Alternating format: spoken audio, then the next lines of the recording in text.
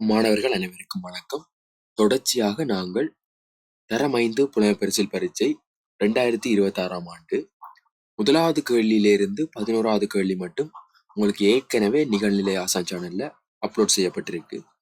அதுல ஒரு சிறிய திருத்தம் ஒன்று செய்யணும், மன்னிக்கணும். 9வது கேள்வி அடுத்துள்ள 4 மாதங்களில் இருக்கத்தக்க நாட்களில் உயர்ந்தபட்ச எண்ணிக்கை யாது? இந்த கேள்விக்கு நான் உங்களுக்கு இப்படி சொல்லிட்டேன். 31, 30, 31, 30 இப்படி எடுக்கலாம் என்று சொன்னான். ஆனா அது பிழை. ஆனா அந்த 122 விட பிழையானது. சரியான விடை எப்படி என்றால், சரியான விடை இப்ப உங்களுக்கு தெரியும், ஆடி ஆவணியில 31 இருக்குது, சரிதானே? சரி, அதுக்கு அடுத்த மாதம் 30, அதுக்கு அடுத்த மாதம் 31, சரிதானே? அப்ப நாங்க ஆடி ஆவணியை எடுத்தா ஜூலை ஆகஸ்ட் இதை எடுத்தோம் என்றால் எங்களுக்கு அடுத்துள்ள 4 மாதங்களில் இருக்கத்தக்க நாட்களில் உயர்ந்தபட்ச எண்ணிக்கை வரும். அப்ப நாங்க இதை கூட்டினால் 1 3 2 2 3 3, அடுத்தது 4 3 12, 123, சரிதானே? அப்ப சரியான விடை 123. நான் தவறுதலா உங்களுக்கு 122 சொல்லிட்டேன், சரிதானே? 12வது கேள்விக்கு போவோம்.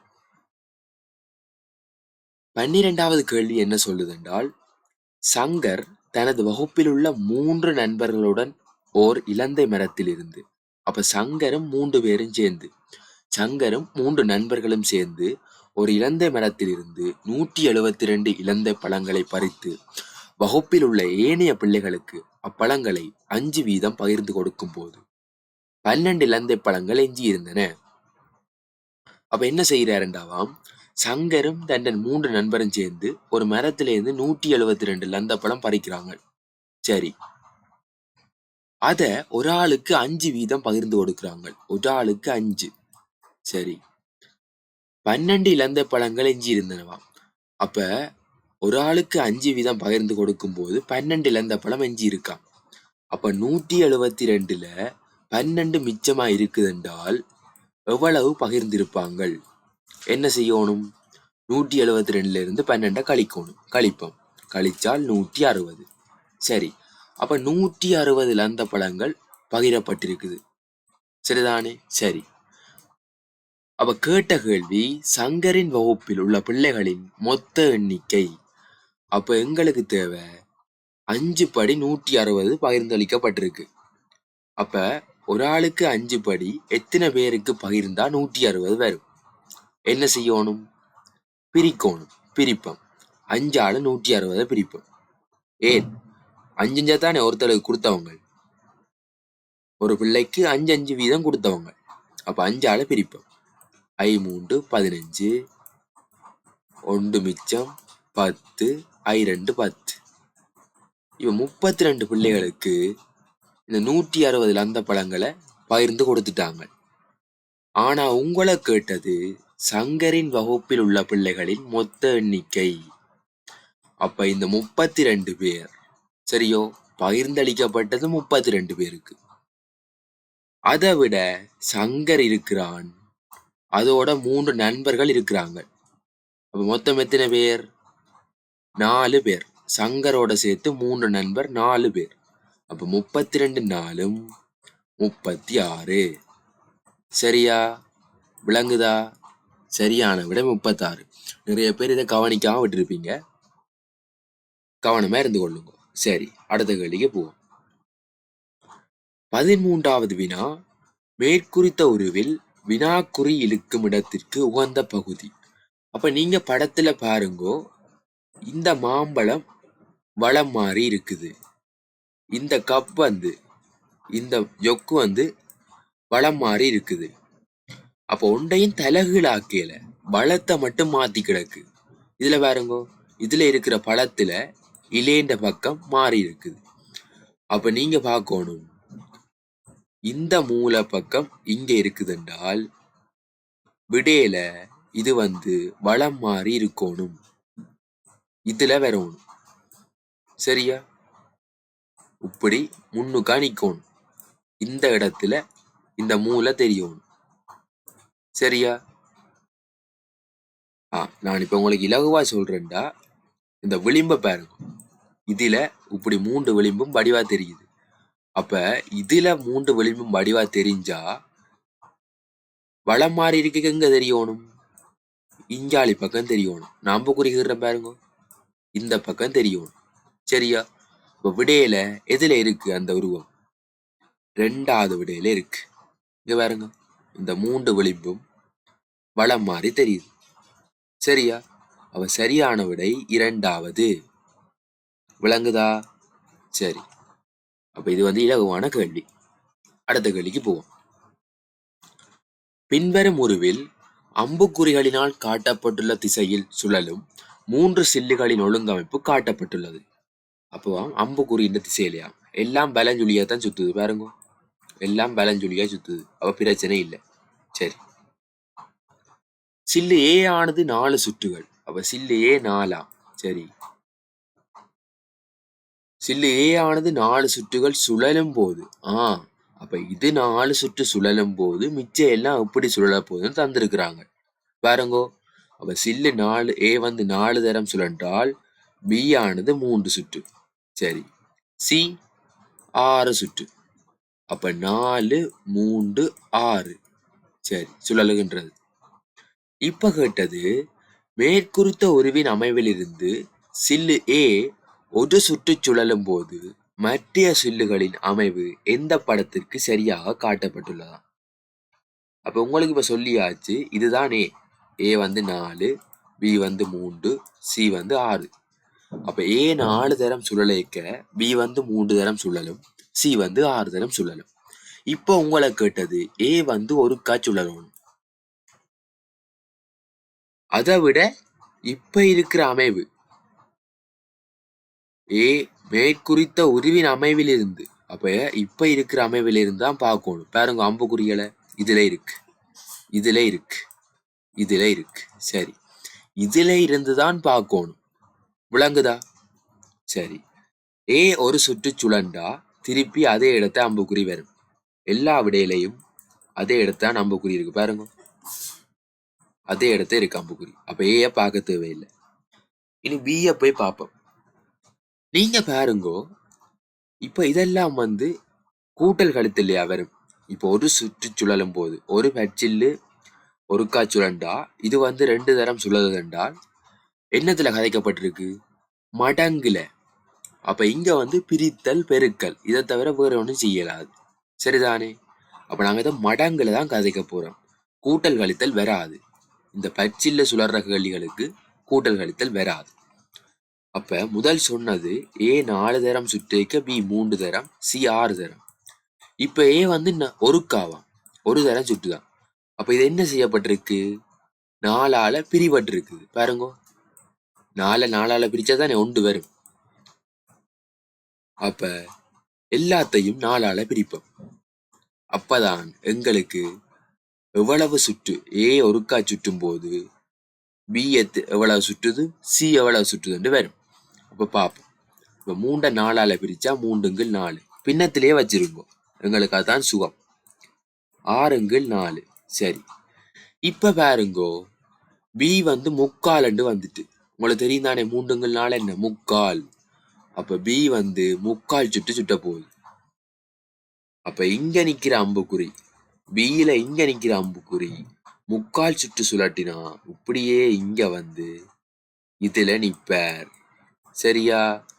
இப்ப விடையில போய் பாருங்க, பியில அம்புக்குறி மேல நிக்கணும். எந்த விடையில இருக்கு?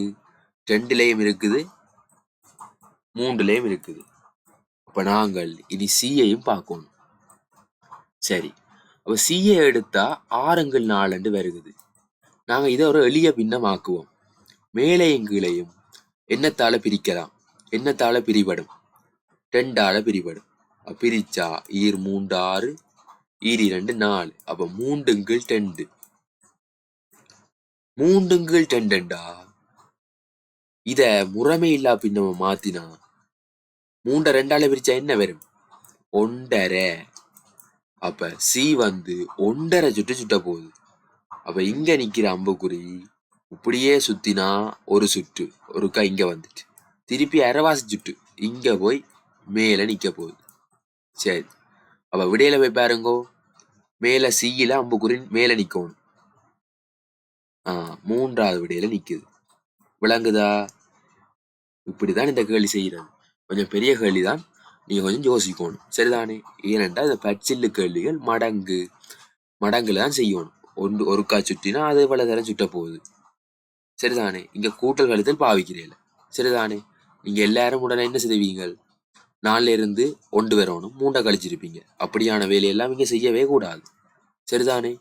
யோசிக்கணும். சரி, 15வது கேள்வியை பார்ப்போம்.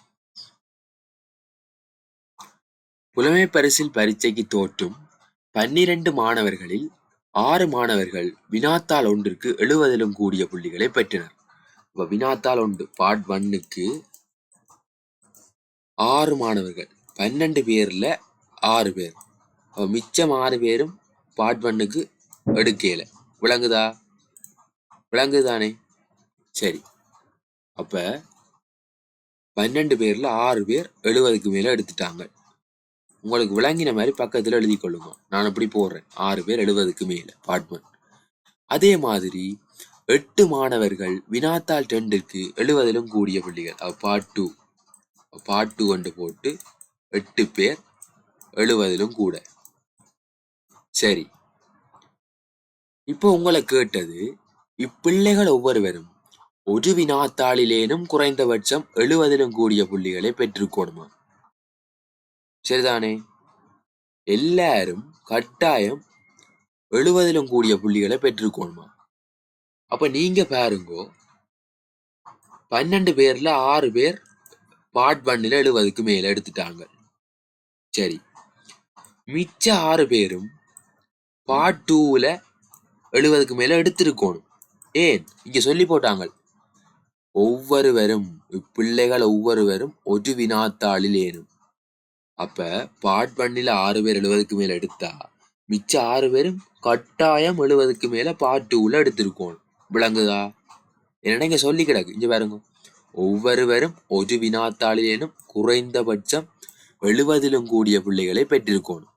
சரி, ஆனா எங்களுக்கு தெரியும் 8 பேர் பார்ட் 2ல 70க்கு மேல எடுத்தவங்களா.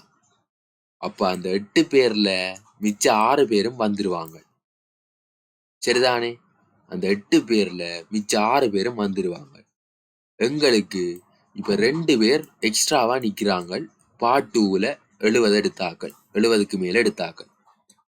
அப்ப எங்களை கேட்டது, இரு வினாத்தாள்களிலும் 70லும் கூடிய புள்ளிகளை பெற்ற பிள்ளைகள். அப்ப இந்த 2 பேர் தான் பார்ட் 2லையும் எடுத்து பார்ட் 1லையும் எடுத்திருக்கிறாங்க. அதுதான் பார்ட் 2 வந்து 8 பேரா வந்தது. விளங்குதா? பார்ட் 1லையும் 70க்கு மேல எடுத்து பார்ட் 2லையும் எடுத்திருக்கிறாங்க. விளங்குதா? சரி, இப்ப பாருங்கோ, இதை இன்னொரு மாதிரி யோசிக்கலாம். 6 மட்டும் எத்தனை? பார்ட் 1ல 6 பேர் 70க்கு மேல, பார்ட் 2ல 6 பேர், 8 பேர் 70க்கு மேலையா. சரிதானே? ஆனா எங்களுக்கு தெரியும் 12 பேரும் ஏதோ ஒன்று 70க்கு மேல எடுத்திருக்கணும், ஏதாவது ஒரு பேப்பருக்கு. இத கூட்டினா 14 பேர் 70க்கு மேல எடுத்திருக்கிறாங்க. அப்ப 12 விட 2 எக்ஸ்ட்ராவா வந்துட்டுது. சரிதானே? சரி, அப்ப 70லும் கூடிய புள்ளிகளை பெற்ற பிள்ளைகளின் எண்ணிக்கை இரு வினாத்தாளிலும் பெற்ற பிள்ளைகளின் எண்ணிக்கை 2. சரியா? சரி, இப்ப அடுத்தது 16வது கேள்விக்கு போறோம். 16வது கேள்வி என்ன சொல்லுது என்றால், A, B, C, D என பெயரிடப்பட்டுள்ள 4 பொருட்களின் நிறைகளை ஒரு தராசை பயன்படுத்தி ஒப்பிடுதல் பின்வரும் உருக்களில் காட்டப்பட்டுள்ளது. அப்ப நீங்க பார்க்கணும், எல்லாத்துக்கும் தராசு தந்துருக்கு, 3 தராசு. சரிதானே? அதுல ABCD 4 பொருட்களையும் போட்டு அளந்திருக்கிறாங்க. எல்லாருக்கும் தராசு பார்க்க தெரியும் தானே? எது கீழே நிக்குதோ, எந்த தட்டு கீழே நிக்குதோ அதுதான் நிற கூடினது. சரிதானே? அப்ப நான் நிற கூடினதை போட்டுக்கொண்டு போறேன். உங்களுக்கு விளங்குற மாதிரி பக்கத்துல போடுங்க. ஏயா பியா நிற கூடினது? ஏ. அப்ப நான் ஏய கீழே போடுறேன். கவனம், நிற கூடினதை நான் கீழே போடுறேன். அப்ப மேல பி. நிற குறைஞ்சது. சரி, அடுத்ததை பார்ப்போம். சியும் பியும். பி வந்து நிற கூட. ஏன்? தராசு தட்டு கீழே நிக்குது. பி வந்து நிற கூட. அப்ப சி வந்து பியை விட நிற குறைவு. அப்ப எங்க போடுவோம்? அதை மேல போடுவோம். சரி, இந்த ஓர்டரை பார்த்து கொள்ளுங்க. நான் நிற கூடினதை கீழே போடுறேன். ஏன்? தராசு தட்டும் கீழே தான் நிக்குது. சரி, அடுத்தது ஏயும் டியும். ஏ அடியா நிற கூடினது? டி. ஏன்? டி தான் கீழே நிக்குது. அப்ப ஏயை விட கீழே போடுவோம்.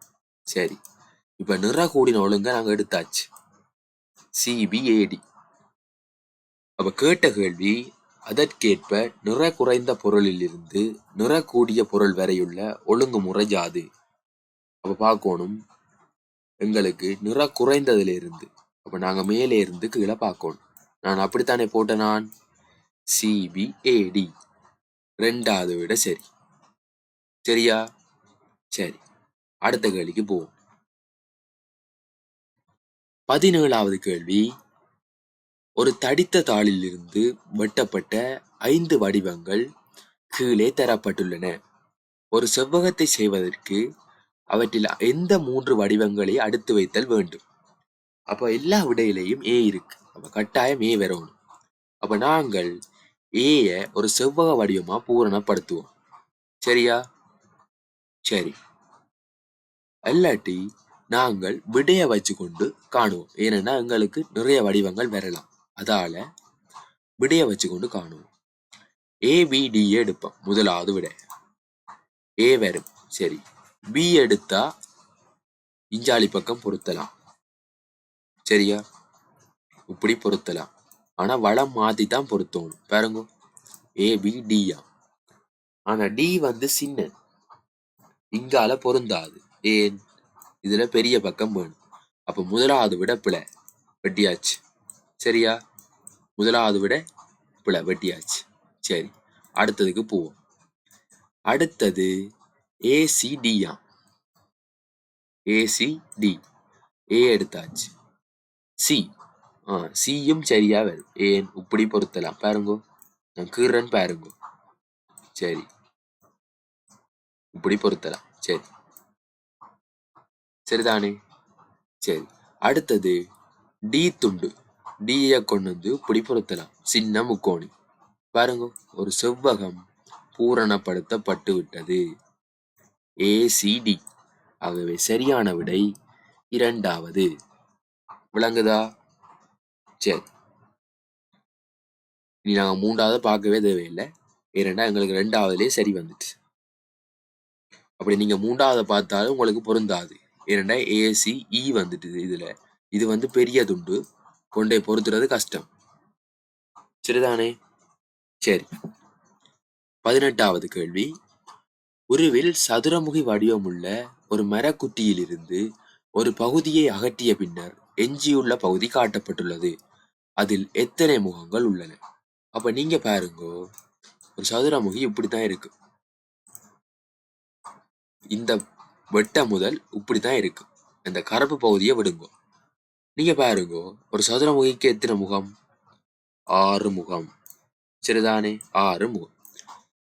இந்த துண்டை வெட்டினா போல உங்களுக்கு இந்த 6 முகத்துல ஏதாவது மாற்றம் பெறப்போகுதா?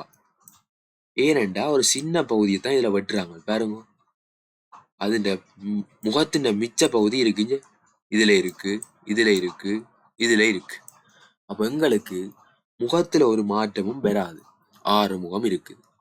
ஆனா இந்த இடத்துல வெட்டின பிறகு உள்ளுக்கு 3 முகம் தெரியும். இந்த துண்டை எடுத்து வெட்டினா இதுல 1 2 3 முகம் மேலதிகமா தெரிய போகுது. அப்ப 6 3 9. சரியா? விளங்குதா? அப்ப இதே மாதிரி நீங்க யோசிக்கணும். எங்களுக்கு சதுரமுகின்ற உண்மையான முகங்கள்ல மாற்றம் பெறாது. ஏன்னா அது ஒரு பகுதியை தான் வெட்டினாங்க. அந்த முகத்தின் மிச்ச பக்கம் இருக்குது. விளங்குதா? சரி, 19வது கேள்விக்கு போவோம். இரு கோல் துண்டுகளை ஒன்றோடு ஒன்று மூட்டி ஒரு தனி துண்டை செய்வதற்கு 5 நிமிடம் எடுத்ததா? அப்ப இரு கோல் துண்டை ஒன்றோட ஒன்று மூட்டணும். 2 கோலை மூட்டினா எத்தனை மூட்டு வரும்? 2 தடியை எடுத்து சேர்க்கிறீங்க, உங்களுக்கு எத்தனை மூட்டு வரும்? ஒரு மூட்டு தான் வரும். இது துண்டு 2 வெட்டு 1. இப்போ சொல்லுவீனா ஒரு வெட்டுல 2 துண்டு வரும். அதே மாதிரி தான் இந்த கணக்கு. 2 கோலை அங்க வெட்டுறீங்க, இங்க சேர்க்கிறீங்க, சரிதானே? சரி, அப்ப 2 துண்டுகளை ஒன்றோட ஒன்று மூட்டுறீங்க, 2 கோலை. அப்ப ஒரு மூட்டை செய்வதற்கு 5 நிமிடம் எடுக்குமா? ஆனா உங்களை கேட்டது அத்தகைய 6 கோல் துண்டுகளை ஒன்றோடு ஒன்று மூட்டி ஒரு தனி துண்டாக தயார் செய்வதற்கு எவ்வளவு நேரம் எடுக்கும்? அப்ப இப்ப நாங்கள் 6 கோல் துண்டு தெரியும், எங்களுக்கு மூட்டுன்ற எண்ணிக்கையை கண்டுபிடிச்சா நேரத்தை காணலாம். அப்ப நாங்க 6 கோலை ஜாயின் பண்ணுவோம், சரிதானே? ஒண்டா சேப்பம். ஒரு கோல் 1 2 3 4 5 6. 6 கோல் இருக்கு. இப்ப எத்தனை மூட்டு வருதுன்னு பார்ப்போம்.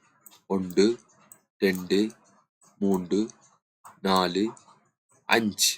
5 மூட்டு வருது. அப்ப ஒரு மூட்டை செய்ய 5 நிமிஷமா? 5 மூட்டை செய்ய 5 25 நிமிடம். விளங்குதா? சரி, இது இலகுவான கேள்வி. ஒரு யோசிச்சு பாத்தீங்கன்னா தெரியும். ஏனென்றால் 6 கோலுக்கு 5 மூட்டு வரும். இப்ப இந்த இடைவெளி கணக்கு மாதிரி உங்களோட கையில 5 விரல் இருக்குது, ஆனா இடைவெளி எத்தனை? 4 இடைவெளி. அதே மாதிரி தான் 6 கோல் 5 மூட்டு. விளங்குதா? சரி, வேணும்னா நீங்க இன்னொருக்கா திரும்பி பார்த்து கொள்ளலாம், சரிதானே? சரி, 20வது கேள்விக்கு போவோம். பின்வரும் நிகழ்வுகளை அவை நிகழத்தக்க ஒழுங்குமுறைக்கேற்ப வரிசைப்படுத்துக. ஏ பாடசாலைக்கு செல்ல தொடங்குதல். பி வயது 13 பாடசாலை கனிஷ்ட கைப்பாந்தாட்ட குழுவில் சேர்தல். புலமை பரீட்சையில் சித்தியடைந்து வேறொரு பாடசாலைக்கு செல்லுதல். தன்னிலும் பார்க்க 2 வயது இளைய சகோதரியின் பிறப்பு. தரம் 11 தேசிய மட்ட பரீட்சைக்கு தோற்றல். அப்ப உங்கள் எல்லாருக்கும் தெரியும், டி தான் முதலாவது வரும். ஏன்? தன்னிலும் பார்க்க 2 வயது இளைய சகோதரியின் பிறப்பு. நீங்க யோசிச்சு பாருங்கோ, இவருக்கு 3 வயசா இருக்கும் போதுதான் இளைய சகோதரிக்கு 1 வயசா இருக்கும். ஏன்? தன்னிலும் பார்க்க 2 வயது இளைய சகோதரியின் பிறப்பா. அப்ப இவர் 3 வயசுல பள்ளிக்கூடம் போடுவாரோ? இல்ல. அப்ப டி தான் எல்லாத்தையும் விட முதலாவது.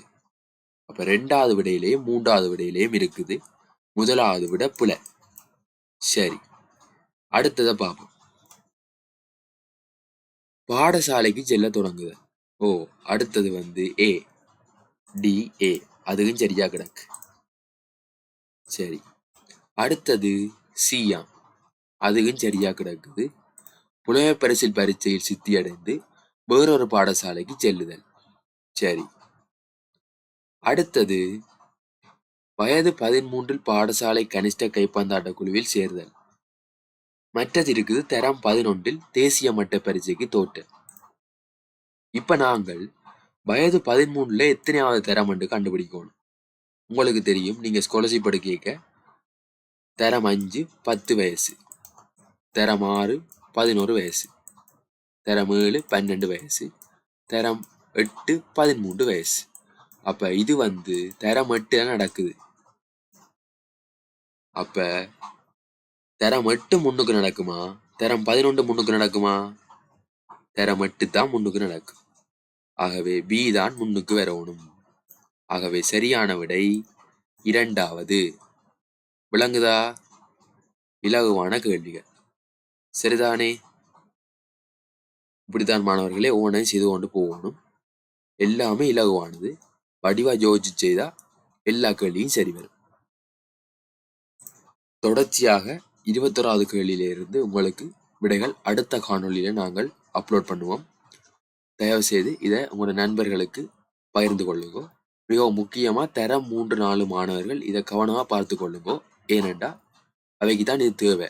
எப்படி இலகுவான கேள்விகள் வந்திருக்கு, எப்படி அடுத்த முறை பேப்பர் வரும், நாங்க செய்யலாமா? சரிதானே? தொடர்ச்சியாக இணைந்திருங்கள். அடுத்த காணொளியில் சந்திப்போம்.